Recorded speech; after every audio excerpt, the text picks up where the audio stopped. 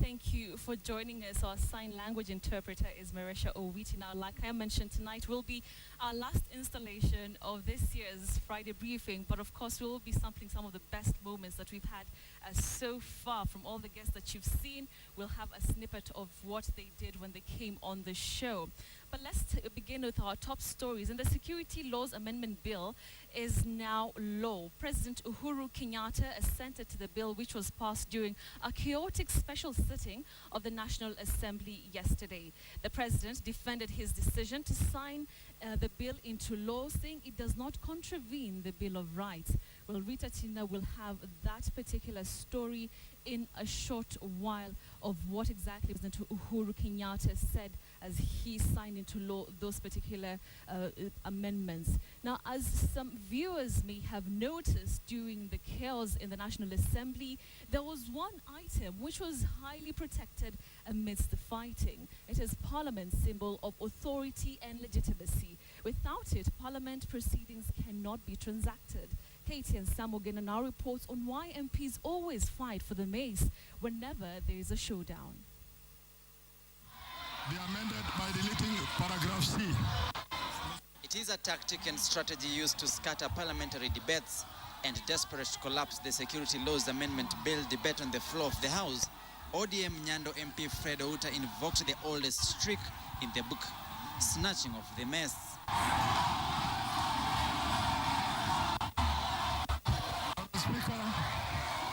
A shiny golden metallic rod that is full of symbolism. In the ensuing scuffle, orderlies overpowered the MP, regaining control of the Mace, consequently restoring order.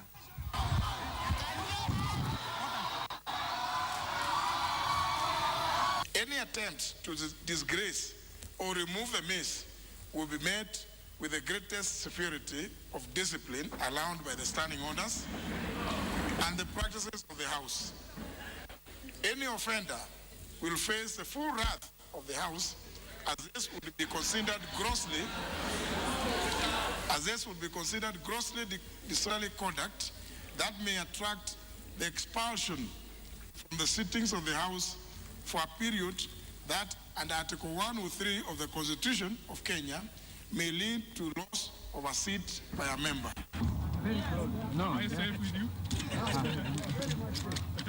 In 1997, during the clamor for reforms, the opposition plotted to derail the budget process, demanding for constitutional reforms. In the presence of President Moi in Parliament, the opposition frustrated the finance minister from proceeding with his budget speech. They displayed banners chanting reform slogans as the then president sat and watched. In an attempt to cripple the proceedings, the opposition grabbed the Mace from its position, causing an uproar and scuffle in the chambers.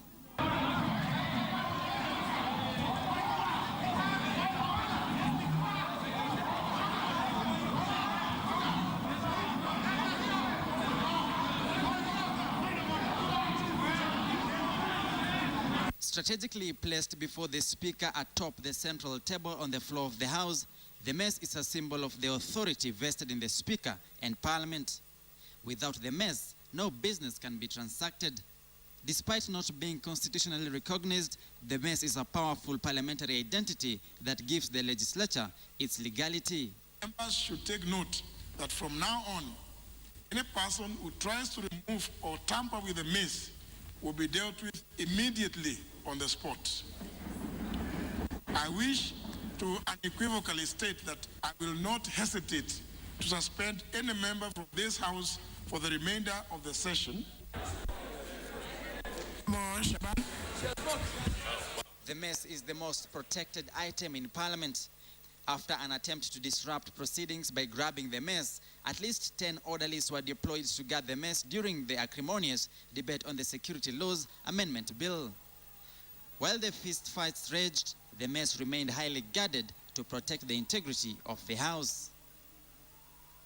Any tussling, wrestling with or use of violence against any officer of the House while they are engaged in the performance of their duties of securing the Mace and attending to the Speaker and members will attract the punishment to be meted out under Standing Order number 111.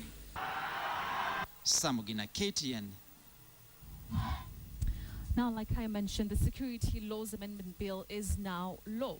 President Uhuru Kenyatta assented to the bill, which was passed during a chaotic special sitting of the National Assembly yesterday, like you have just seen. The president defended his decision to sign the bill into law, saying it does not contravene the Bill of Rights. Rita Tinina has this report.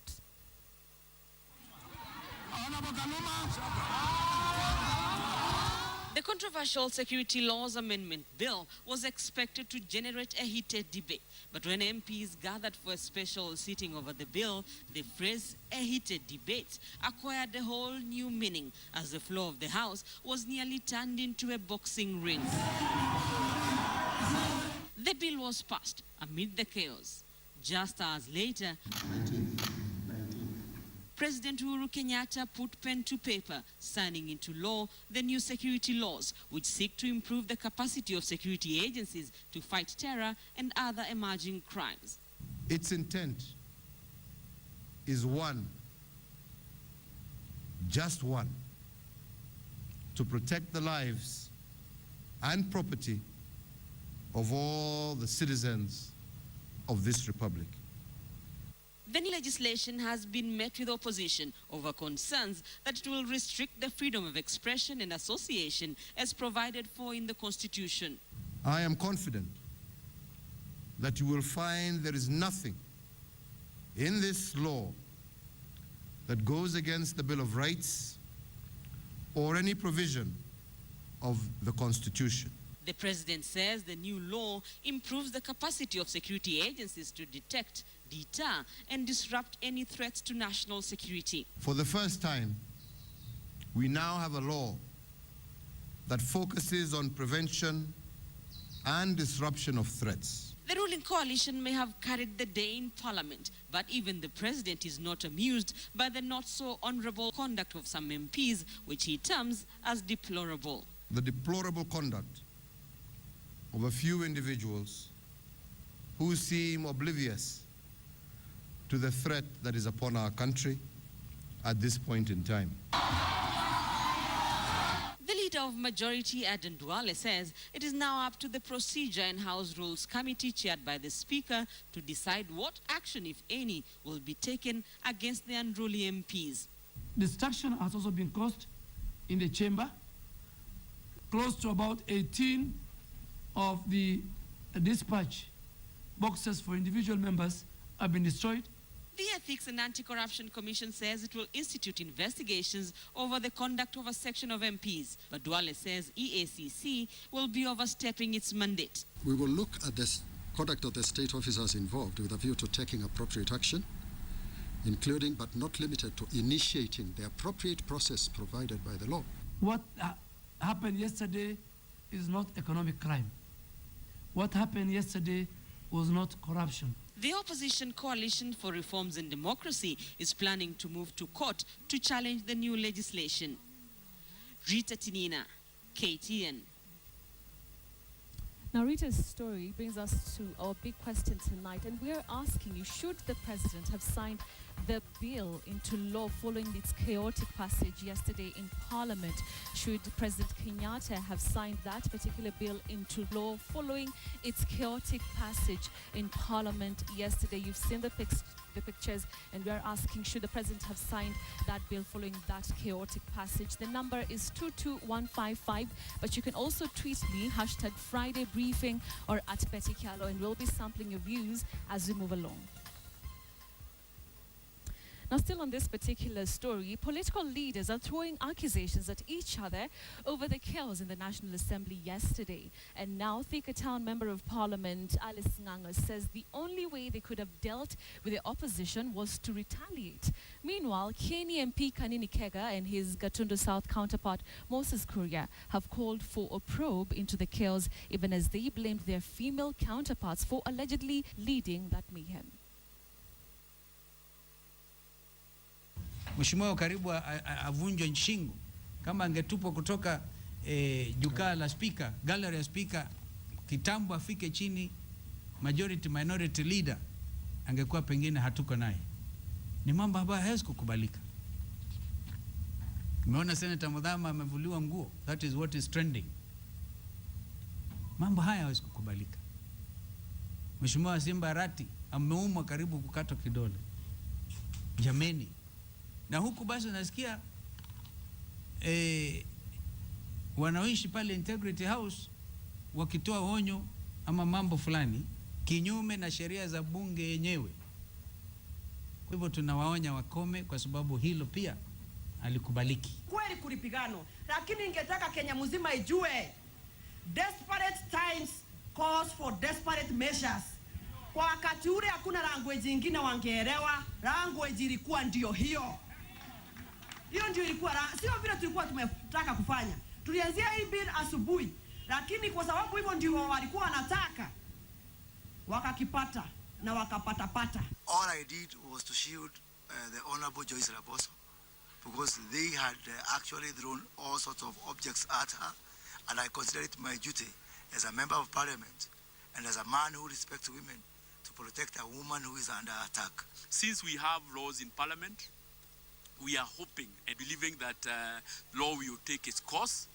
All those who are involved in those heinous acts will face the law, because that one cannot be allowed.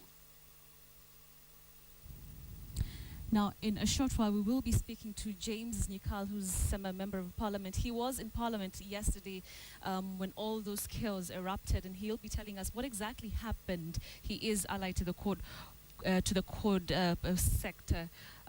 But before then, let's visit a very interesting story still on security. And security chiefs in Mombasa County today met to discuss strategies on how to keep the region safe for tourists during this festive season. County Commissioner Nelson Marwa has said Kenyans intent on traveling to the coast for the holidays should rest assured that they will be in safe hands. And as KTN's Francis Ontomo reports, the commissioner has also cautioned police officers who are fond of collecting bribes where they should be conducting inspections. Traditionally, the coast of Kenya has played destination for holiday to both domestic and foreign tourists during the festive season. The trend has, however, been hit by the taxing turbulence of insecurity in the recent past. And today, the sticky debate brought together top security chiefs in the county in a bid to turn the tables and give some assurance to the public. For a military commander, it is not the number of armored cars you have, neither the ammunitions, but it is the will and the determination. And we can assure you we have that will and the determination to secure Kenyans living in this country and other citizens, residents who are in this county legally. It is estimated that about 500,000 visitors will troop to the coastal city this festive season. And informed by this, Mombasa County Commissioner Nelson Marwa is not gambling with affairs. Vehicles with fully tinted windows will be subjected to thorough checking among the long raft of radical moves planned to maintain order. All vehicles, put it headline, all vehicles tinted 100% in Mombasa County. Tinted 100%. Windows zote mpaka hii ya mbele zimamishwe kwa roadblock. Chekiwe thoroughly. Kwa feri kabla hazijaingia kwa feri, zile zinatoka sijui Lungalunga, zile zinatoka Mazeras, wherever.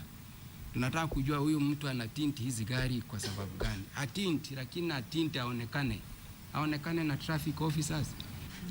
Officers at major roadblocks will be put under scrutiny to check corruption at the roadblocks. A trained police officer anasimamisha gari kuicheki katikati ya barabara na cause traffic jam, and he goes scot free. Nini anaongea for 10 minutes, tena anaenda anaweka mikono ndani ya gari. You know, I've watched them clearly. Anaweka mikono yote ndani ya gari hapa hivi. Huoni mikono? What is happening? What is happening in this country? Tusipretend what's happening. Na tunasema, na ninasema where is anti-corruption? Wewe ni police officer, uko na bunduki umehang hapa. You are not interested na bunduki itaenda. Ni mikono we check to enda bridge tu utaona. As the festive season catches up down here at the coast, the question of insecurity is one that continues to trouble many. But now security chiefs are making a commitment of rolling up their sleeves. Francis Ontomwa, KTN, Mombasa. Thank you, Francis, for that story. Like I promised, we have James Nyikal, who's the Seme Member of Parliament. He was in Parliament yesterday when all those the chaos erupted. Thank you very much for joining us. Thank you. All right, so what happened yesterday in Parliament has been described as atrocious, a disgrace, in complete disregard for law and order. How can you describe what happened in Parliament? What happened in Parliament basically was as chaotic as you saw it. But the way I see it is arisen from several factors. One, security is a very important thing, and in this country it has been a major issue. And we've talked about it, and our political party had even suggested we need a dialogue on this. And every single session of Parliament, we have had somebody rising up on a point of national importance so that we discuss it, and all parties have agreed. So it's an extremely important issue now in this country. And the next thing is, because of that, this bill that came was extremely important bill, attracted a lot of attention. And the third thing is, the whole process of the bill was rushed. And I think it was rushed, and people didn't have time to consider it. People didn't have time for public participation. People didn't have time to even seek consensus on it. And the fourth thing is, the process of Parliament itself, the guiding processes, the standing orders were not followed according to the standing orders as they are in the House. And because of that, eventually we ended up with the chaos that you saw. Now, you've mentioned that security is a very important issue, and it is, especially right now. But do you think that the way it was handled was the correct way? Was it the best way to handle such a situation? Was the best situation debating these issues on the floor of the House without having to battle it out physically? The best thing is to battle it in the House. But what is important is how the House itself is run. And in my view, what brought the process as it was yesterday is the way it was introduced. To begin with, then the security bill was introduced on the first day, that is on the 9th. It wasn't even in the morning order paper. So those who saw the morning order paper, who downloaded it, were surprised in the afternoon when it was there. And when it was there, the first thing that came out was reduction of the publication time from the normal 14 days to 1 day. And members raised an issue with that. And again, we just vote and pass it. And we said, this is an important bill. Why are you rushing it? But and then once that had been done, then when we went to the second reading, which was done on 2 days soon after, actually, the following day and the third day, then we went into recess. And again, why were we hurrying into this recess?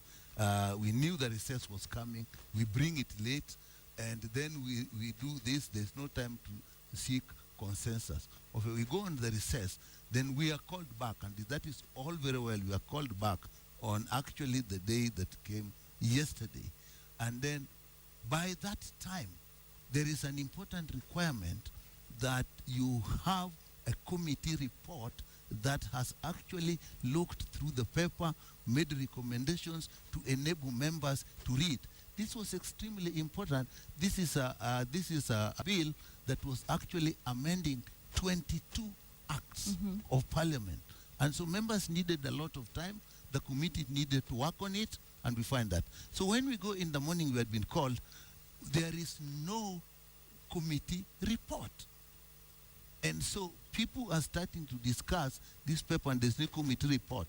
There was a lot of work the previous day, and a lot of amendments had been done. In your opinion, did CORD handle that situation in the best way it could have?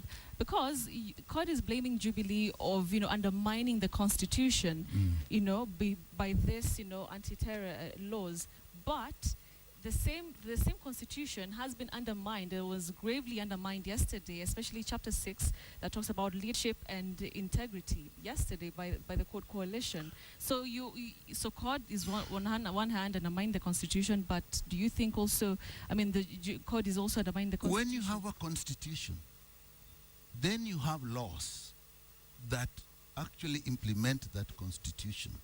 When you go to parliament, you have the standing orders that guide how the business in the house is conducted.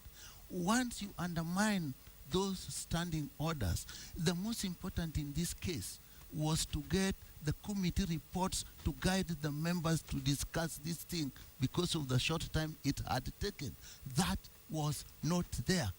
We asked, I personally actually raised and said, can we have even just this between now and the afternoon to see the committee report, knowing that a lot of work was done the previous day, late into the night, so that even the committee report was not available even in the website where it should be. And in the morning at 9:30, we get there, and what we are finding, there is no committee report. They are being handed down as we are sitting there. And we are asking, let us have this committee report. At that time, something had happened that you really need to understand. Because security laws are very, very important, what we read in the bill, there were parts that were really very important for the security, but there were parts that were also eroding the rights, the Bill of Rights that this country has been concerned very much about.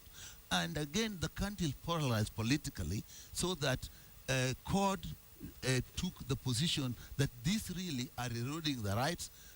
Jubilee, on the other hand, we are going to pass this bill, whatever it is. The only saving grace was to go into the details of this, get a committee report, look at the amendments that are coming without coming with them into the House, even before people have looked at them. So that brought the chaos in the morning, because what people are arguing about, we don't have the committee reports. 2 committee reports are handed in when we're already sitting. We had 3 days. We were called back into session.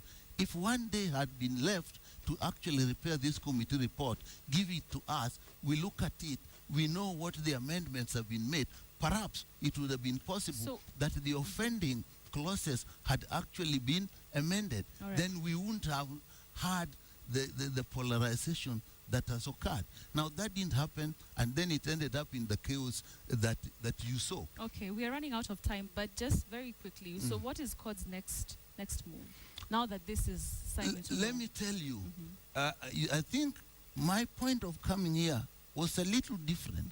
I'm very concerned about the process of Parliament and how Parliament processes are being done, quite regardless of what bill we are dealing with.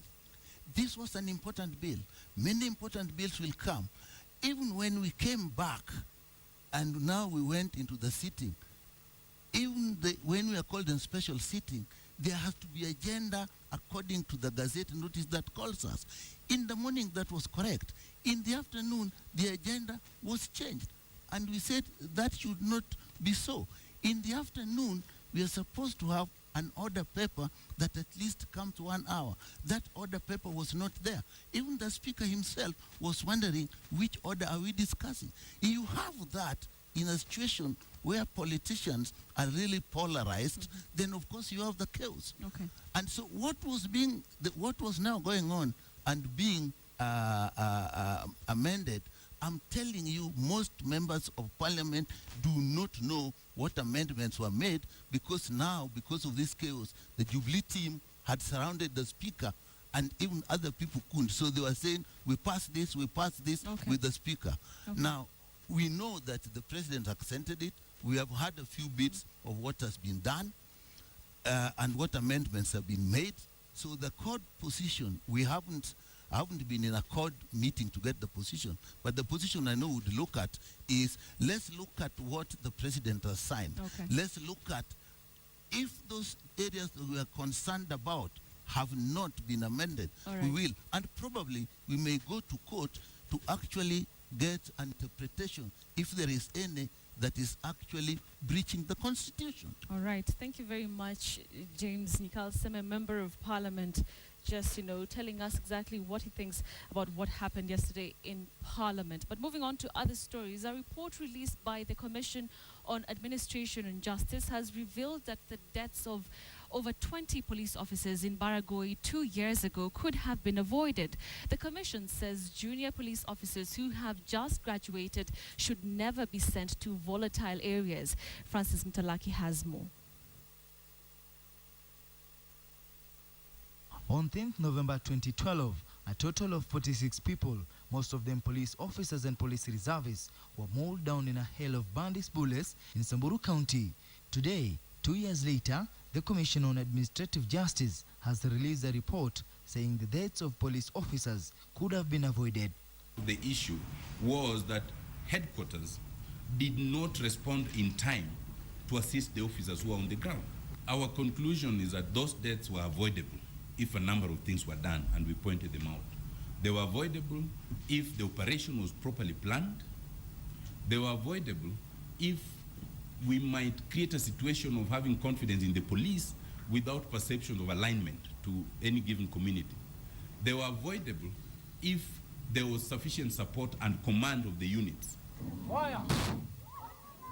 The report further pointed out poor interagency coordination in the security team, saying the police reservists came from a particular ethnic group in a conflict involving Turkana and the Samburu. Whenever they accompany police officers for these operations, they more or less tend to take reservists from one particular ethnic group, depending on where or which cattle they are seeking to recover or something. And now the Commission is also faulting the latest operation carried out in Kapedo at the border between Baringo and Turkana, where 21 police officers were killed on Friday, 31st of October this year. More shockingly is out of the 30 police officers who died at Baragoy, only 6 of them have been compensated. There was no policy regarding compensation for the injured or deceased police reservists. 2 years later, some of the officers who were in the operation are said to be working at Maralan and Baragoy police station, traumatized by the incident. The Inspector General of Police should consider transferring the 7 police officers who are still serving in Baragoy police station and in Maralal police station within Samburu County. Experienced officers who have been in similar circumstances and can handle such difficult terrain are the ones who should be deployed in such matters. They now want the government to implement the recommendations that have been forwarded to relevant authorities. Francis Mtalaki, KTN Friday Briefing. Christmas came early for the children at Kenyatta National Hospital as the Standard Group's Radio Maisha team showered them with gifts. The event, dubbed Connect Namtoi, was organized by the Standard Group in collaboration with various sponsors to improve the lives of children in the hospital. It was attended by various artists such as Sauti Sol, Jaguar, Juakali, Refiga, among others, who entertained the children with their songs. Speaking during the event, the head of radio, Tom Japani, said it was a way of showing gratitude to their fans for their support. Mwaka 2014 umekuwa mwaka mzuri sana kwa Radio Maisha. Tumekuwa na tumefaidi zaidi kutokana na kusikilizwa kote pembe zote za Kenya, na tukasema ili kuja kumpatia Mwenyezi Mungu shukrani ya kukua kwetu kama radio, tutakuja kuwa na nyinyi hapa. As we talk now, we have more than 600 children in the hospital at any given time. And so I want to tell you that your visit today to the children is an equivalent to visit to almost more than a third of the hospital.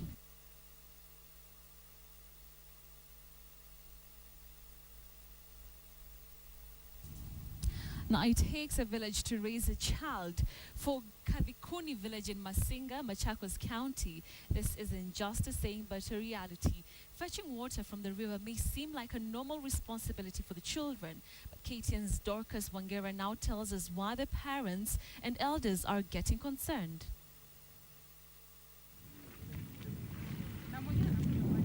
Deep within the waters that rim River Thika in Kathukini village are hidden secrets. What can't be seen in broad daylight will come to play at night.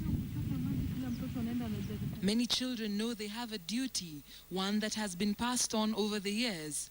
Na watoto wetu kikuja hapa, kiboko itachukua watoto, na ile ingine inaitwa nguo na kingangi. Sasa tutataka maji tupeleke nyumbani, tusikie raha kwa watoto wetu. Ni kilomita 10 kwa sababu wengine wanatoka kwa milima. Kwa hivyo hao watoto wanachoka sana. Wale hawana ng'ombe ya kukokota ile ngari yake. As is, this duty is essential for the children, especially those who live nearby. But this river has been a silent witness to many narratives that are hardly ever told. Where they used to spend the whole of the night looking for water. Incidentally, you realize that most of the pupils were coming or they were getting the water towards in the morning, as around 5, 6. So once they come to school, you realize that when they are class, they were dozing off. Watoto walikuwa naenda huko, na kulikuwa na sehemu zingine kijijini, kulikuwa na hizi sisima ndogo ndogo ambayo watoto walikuwa naenda kulala huko ndani. Sasa huko kulikuwa watoto wasichana kwa vijana. Sasa wakati walikuwa wanaenda kulala huko, ndipo saa ingine walienda wanakuwa pamoja, alafu mwishowe wanapata mimba. Kwa sababu hatuna uwezo, hao watoto wanaenda wakiwa wengi. Kwa sababu hata mmoja akiingia, wengine wanaweza piga nduru, lakini unaona hiyo sio kawaida yetu. Kwa sababu wanaweza kuingia na hao watoto hawawezi kumtoa. Watu walikuwa wanaogopa mambo mengi, hata mambo hii ya bakana hii haikuwa nyingi. Mtu alikuwa anakuwa mama mkubwa na hata yuana na kijana. Kijana anakuwa mtu mzima na ajui msichana. Hiyo ndio wakati wangu. Unaccompanied children are vulnerable to many perils. The company of their peers sometimes isn't enough. It pales in comparison to older, intimidating adults. Cases of child abuse here were once a mainstay, but have sharply gone down, largely because of the Catholic Child Protection Committee, a local initiative supported by Plan International. The committee handles cases of child abuse from ill treatment, neglect, and exploitation. Lazima wapitie kwangu. Ikiwa kesi imemashinda, wanapitia kwangu kama chairman wao, alafu tunatatua hiyo kesi nikiwa nao na tunatafuta njia ya kuipeleka mbele. Thank you very much, Dorcas Wangera, for that. Now, it has been an amazing year here on Friday Briefing 2014. So let's take a look at the best moments that we've had all along the year. I'm so excited for this. Let's take a look at, the kind of guests that we've had and what they did when they came on the show. Take a look. You're used to being in the studio. Hata hii ni studio. So mimi ndo nakaa hapa. Wewe unakaa hapo, mimi nitasimama sasa. Hii ni noma. Sangara wanapika ugali. Sangara niliwaomba ugali wakasema kuwa hapa sisi tunaishi na wazungu, huwa hatupiki ugali wote. La ajabu ni kwamba katika tamaduni zetu huwa wanapika ugali hivi na mboga hivi. Lakini hapa wanakupatia ugali hivi na mboga hivi. Yeah, we are not the same. We are not alike. I specialize in Sheng, this beautiful language, just as beautiful as you are. And he specializes in English. You see how beautiful, how pretty, how elegant you will look on this. Whoa, okay. Yes. Okay. Just stand a bit. Okay, let me stand. All right. Oh, there you go. have Nyonginyo, nyonginyo. There is a double vowel glide or a diphthong at the end. Nyonginyo, nyonginyo. Oh, gosh. Nyonginyo, Betty, means a pair of socks. The model, the socialite, a.k.a. Murder Them, GM, Guy Mwadhani. Here I am. The country where I come from, English is a default setting. You see, the way you buy your phone with the message, missed calls, things you don't download. A low child is born with English with them. Usiogope ni sawa. Unajua nimeona nyumbani. Umeona nyumbani pale ndio sasa umechanganyikiwa. Possibly one of the problems of our men is maybe they are waiting to get economically comfortable for them to go to get a wife. Because perhaps women are looking for men who have arrived. Yes. When we married, we did not marry men who have arrived. We married men that were on their way. On their way. Then we met them on the way. Yes. And together we are going to the arrival at the final destination. When Alu parents walk at home, I text to 2 years old. Dr. Dhiambo, have you bathed? You see, Kitu cha kwanza msichana akija mbele zangu nitamwambia vile nilikuwa maskini mkono buriani na hukuonekana hapa hata kituju, lakini isipokuwa umeona nimepata hela na umeona kana kwamba ukuche hapa penye niko. Sasa safari ikuwe njema kwako.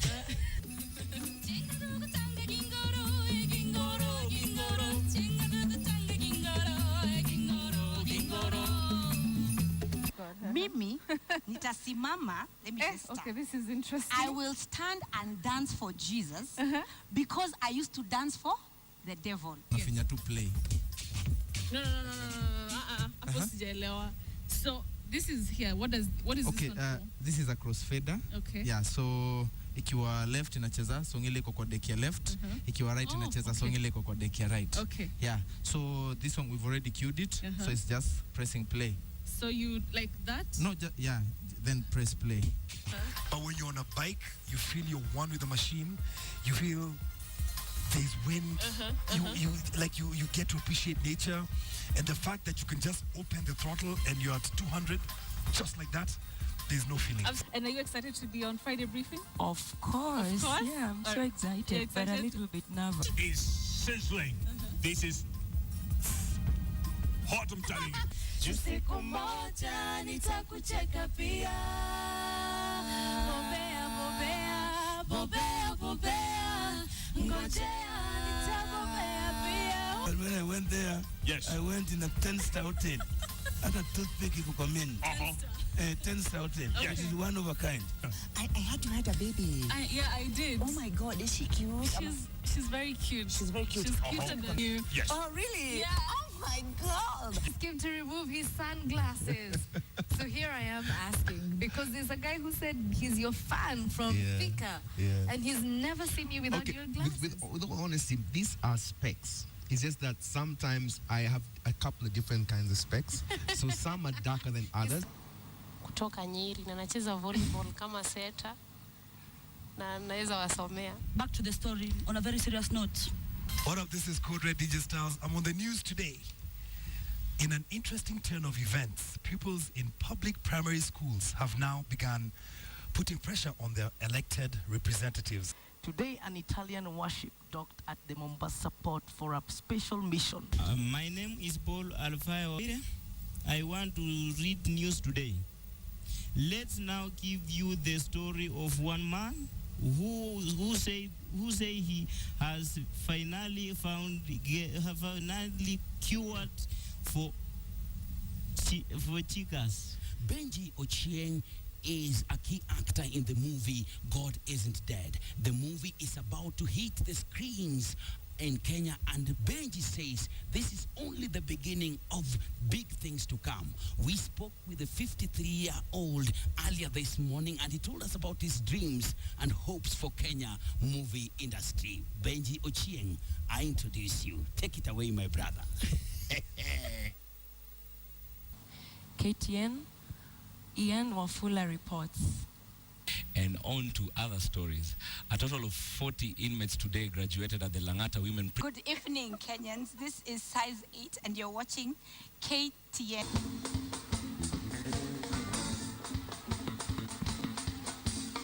We want to see what is happening in the fields, and I will take you straight to Lane Washira to give us the sports news. Thank you very much. And just before we, of course, take a short break, many sports fans want to know what sport you love or what sport you actually enjoy. Is there any? What sport I love? Range Rover Sport. Are you serious? Kijana yule mwenye ameparara hapa duniani ndiye ameshinda milioni 5. Now to some morning drama from Bungoma County, where a matatu conductor was subjected to a forceful washing by his colleagues. Oh my God, who does this? And warned against spoiling the good image of the county by failing to bathe regularly. Robert Wanyonyi. Kwani Wanyonyi wote wa ugangi? Ni kunyonya tu. No, that's the reporter. Robert Wanyonyi is the reporter. Oh my God. Robert Wanyonyi pole. Reports. Endelea kureport, Robert. Exchange after getting provisional license from the Capital Markets Authority. This approval puts the NSC a step closer to achieving its strategic plan of attracting new listings and diversifying the products. In a statement sent to newsrooms, officials of the NSC said the derivatives market will give companies an affordable and convenient means to cushion themselves against interest rates fluctuations, exchange rate volatility, and commodity prices. Well, the exchange now says it will prepare product and contract specifications and conduct public education and stakeholder engagement in preparation of the derivatives market launch.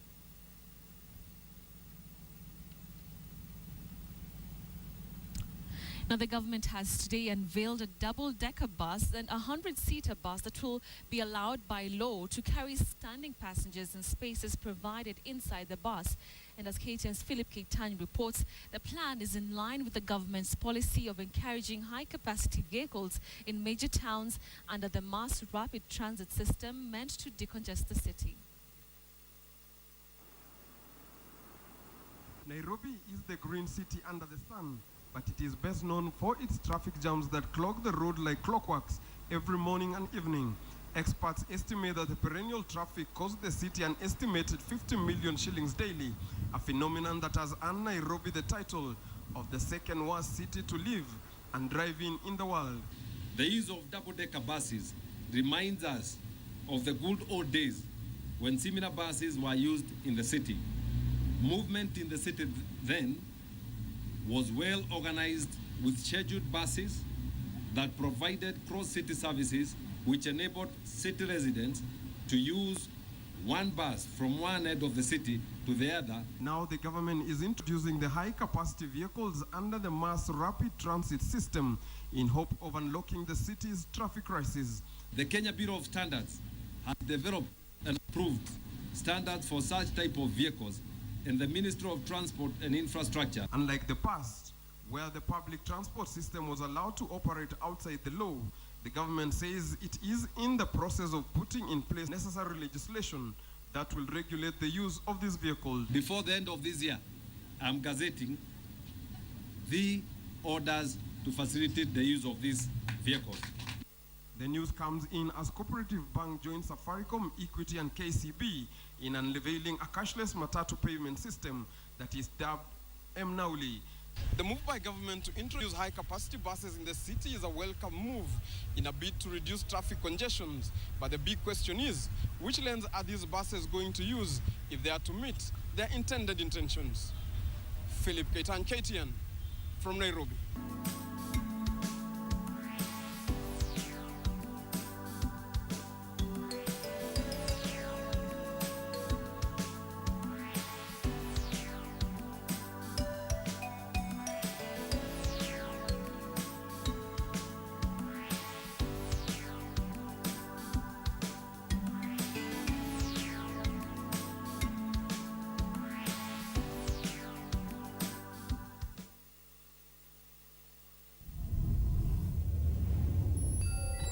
The word there is pronounced as bouquet.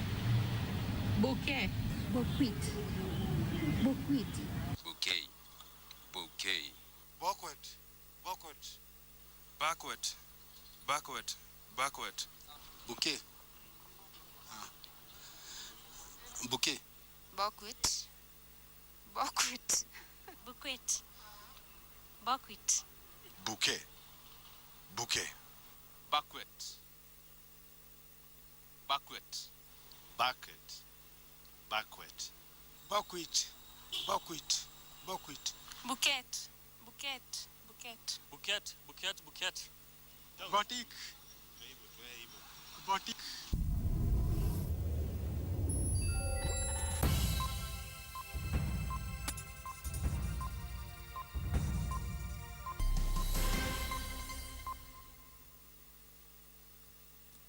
Well, for the last time this year, let's cross over to Kisumu County, where Willis the Word Master, also known as Willis Ocheng, is on standby for tonight's Mind Your Language lesson. Willis, it's great to see you. How are you doing? I'm doing good, Betty. It's great to see you looking cool and tough as usual. Thank you very much, Willis. Let's get straight to our first word. Now, word on the street has been quite interesting tonight. Do we say bakwit, bouquet, bookquit. That's a very many pronunciations there. Willis, which is which? But when it comes to this word, which has its origin from the French language, we say bouquet, bouquet of flowers, not bouquet, not bouquet, bouquet, and all that. Yeah. Bouquet of flowers. Bouquet of flowers. All right, we've helped very many people, especially right now going to Christmas. People will be giving each other bouquets, not bouquets. Sure. All right, let's move on to our second word. We had a lot of this yesterday in Parliament. Do we say peruse? Which is which, Willis, when you're meaning to go through a document? We don't have the glide ew in that word. We say peruse with the long vowel sound oo. Peruse, ruse, not reuse. All right. Just like we talk of salute, salute, not salute. Yes. Oh, okay, Willis. So that S turns to as peruse. We say peruse, peruse. Okay. All right. Yes. Got it, Willis. Let's move on to our next word. Do we say twilight or twilight? Well, in that word, Betty, we have a glide. We say twi, twi. Many people mispronounce that word as twilight. Twilight, no. We say twilight. But remember, when we handle this word, it reminds me of the name of the word elite. Elite. We don't say elite. We don't have elite academy. We say elite or elite. All right. Yes. Okay, Willis, got that one, like the elite squad. All right, Willis, let's move on to our next word.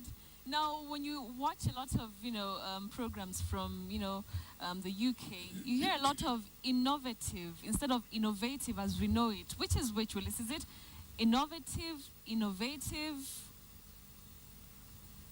What we have here is what we call a primary stress. A primary stress right at the onset on the first syllable.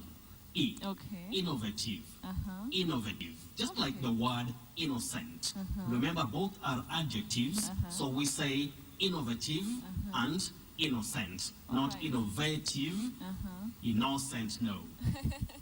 All right, does that go also for the word enormous? Is it enormous? You'll realize with enormous, we have E, then our stress gets onto no, enormous. But here is a case of innovative, innocent. All right. You realize the slight difference, Betty. Okay, got it, Willis. So it's innovative. That one should have been our surprise word. Let's move on to another word. You mentioned this earlier when we were speaking, over the week. Grandeur, meaning something magnificent, something that is impressive. Is it grandeur, grandeur? We say grandeur, What? not grandeur, grandeur. I know it will be shocking to you or surprising, but we say grandeur, grandeur. Wow. And remember, Betty, there is also this word secateurs. Secateurs, that tool that is used in cutting, plant branches or whatever, or the plant stems. We talk of secateurs, not secateurs. Secateurs. Hey, Willis, tonight you're really dropping them. Tonight you're really dropping them, huh? Let's move on to our next word. When you talk about, is it unscrupulous businessman or unscrupulous? Which is which? Betty, many people talk of unscrupulous, unscrupulous, and all that. We say unscrupulous, unscrupulous. Scrupulous, not scrupulous. Yes, unscrupulous, scrupulous, not scrupulous, not unscrupulous. Okay, all right. So it's unscrupulous. Okay, Willis. Yes. Moving on to our next word.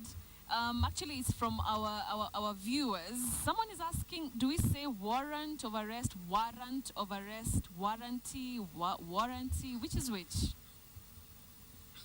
I may even order a warrant against my earphones. But that aside, we say warrant. Warrant. Warrant, not warrant.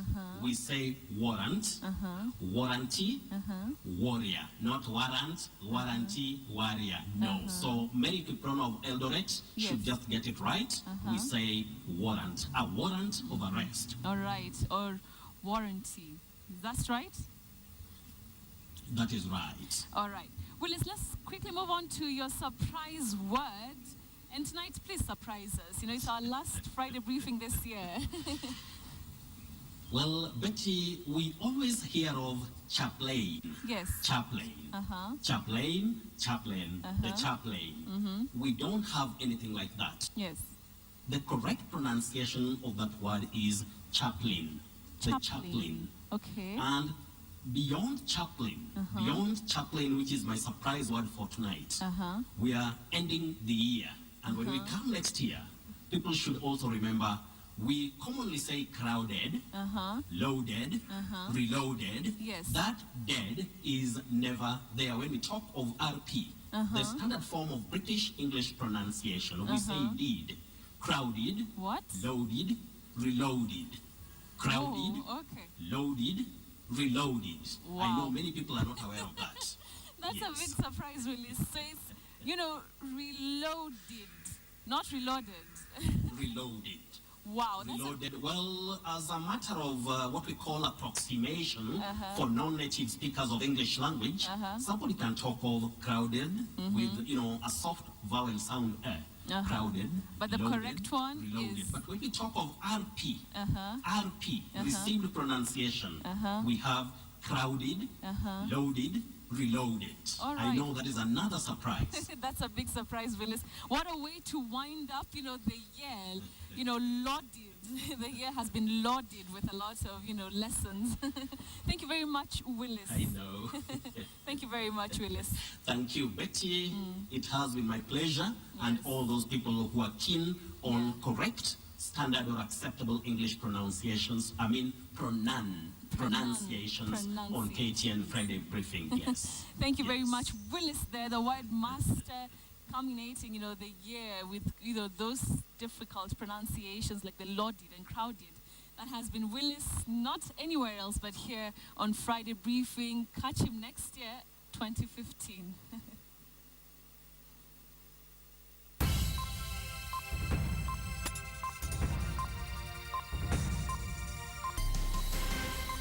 Now, today marks yet another sad day in Kenyan athletics.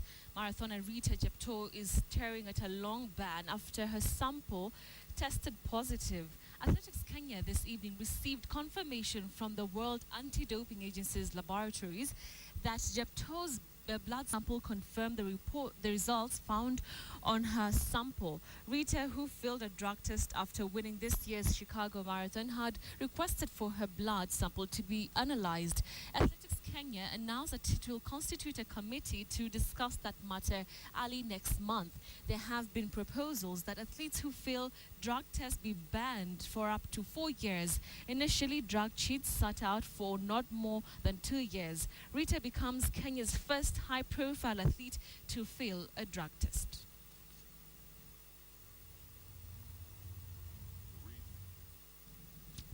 Now, Jepto's predicaments comes on a day when Athletics Kenya vowed to deregister and punish managers and coaches whose 32 athletes have tested positive to banned substances. Chairman Isaiah Kiplagat says the federation is tired of soaking up while perceived perpetrators roam the streets freely.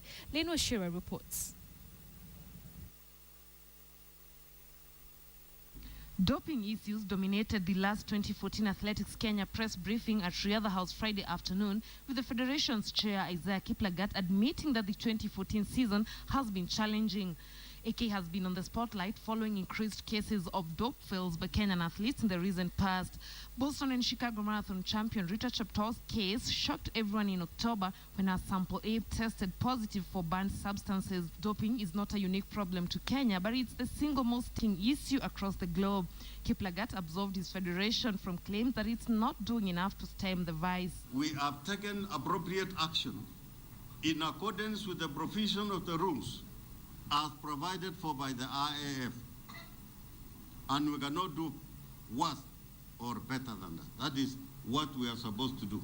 AK officials have not been able to access 16 out of 32 Kenyan athletes found to have violated doping regulations. The federation is currently analyzing managers of the 32 banned athletes, and the federation says those will be found to have a consistent doping trend will be forced to exit. Roaming coaches and physios have also been put on notice. If one agent has got 5, 10, 6, 8, we want that agent and his coaches in Kenya to tell us. If we are not satisfied with the explanation, we'll register them. And I can tell you, come January, you will see that action. Despite Athletics Kenya reiterating its commitment towards fighting doping amongst Kenyan athletes, the question still remains, is the federation doing enough to curb the vice in the country? This is into consideration that so many cases were reported this year. Lynn Washira, KTN. Aston Villa will meet an informed Manchester United side that will welcome back Angel Di Maria tomorrow in the English Premier League. United's consistency has seen them claw back to the top 3. Will Paul Lambert spoil the party for Luis van Gaal? Welcome to another interesting edition of Sports Pesa Match Analysis. I'm your host, Hassan Juma, and of course I'm joined by coast-based Juliet. When you look at the match, what do you make of it? I think it's an easy win for Manchester United, really. I don't think Aston Villa are much of a threat, home or away, to big teams. We saw them fall 3-0 under Chelsea, 3-0 under Arsenal, 2-0 against Manchester City. So definitely you wouldn't expect them to be a threat to United right now at their pretty brilliant form. Aston Villa is suffering from a series of injuries. Yeah, I know. And, you know, Aston Villa normally play a 4-3-3 formation. Yes. But I think this time they may be forced to play a 4-2-3-1 because they're lacking a central midfielder. Apart from Fabian Delph and Sanchez, I don't think they can use any other person there. So they'll just have to stick Weyman at the right, Lahore at the left, and, you know, and take at front. So they will be forced to change their formation. So either way, Paul Lambert does have a problem this week. They will be at home, though. Is that motivation enough? No, it's not. Arsenal beat them 3-0 at home with everyone present. Well, look at the coaches, both managers. You know, Louis van Gaal has been there, done that. Paul Lambert, you know, is more or less like an understudy of Louis van Gaal. Yeah. Is it a mental problem also? Is it something that they also need to conquer, you know, the teams? Definitely. A manager has a very great effect on the team. And, you know, a manager makes the rules, does everything. You know, when you give somebody like Jose Mourinho a small squad, you can make something out of it. What's your prediction in this particular match? I think Manchester United are going to win 3-0. Clean sheet for De Gea. I mean, he's been brilliant, hasn't he? Yeah, the reason I asked you that is because when we look at the match stats, you know, most of the viewers, fans out there, the odds are stuck against Aston Villa, you know, 3.4 winning against Man United. Man United is 1.51, so I mean, so many people feel that Man United is going to win this match. Yeah. Well, do you not think that Man United is going to win 3-0? What's your take on her? No. Do you feel that this is a game that Man United is going to bag all the 3 points, or do you feel that Aston Villa is going to cause an upset, one of the Premiership upsets by beating an informed Man United? Talk to us, you know, it's very easy. Of course, by now you know how to go about it. SMS game to 79079, or you can go to sportspesa.com. That's our website page.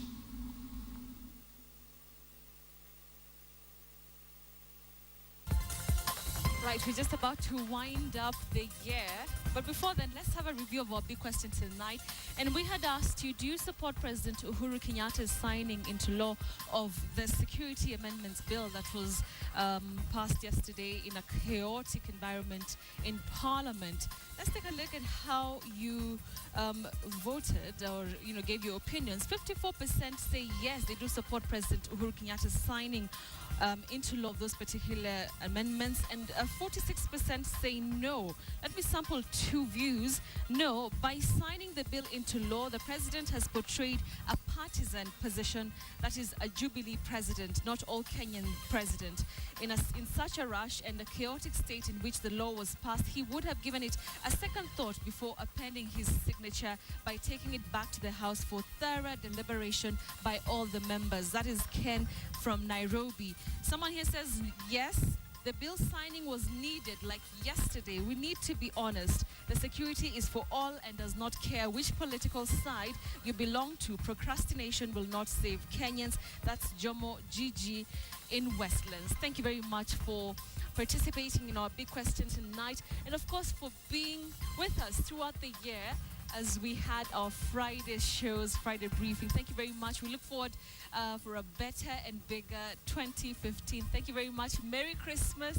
My director is asking me to sing for you. I can't really sing, but Merry Christmas to you. I've even forgotten how to sing that.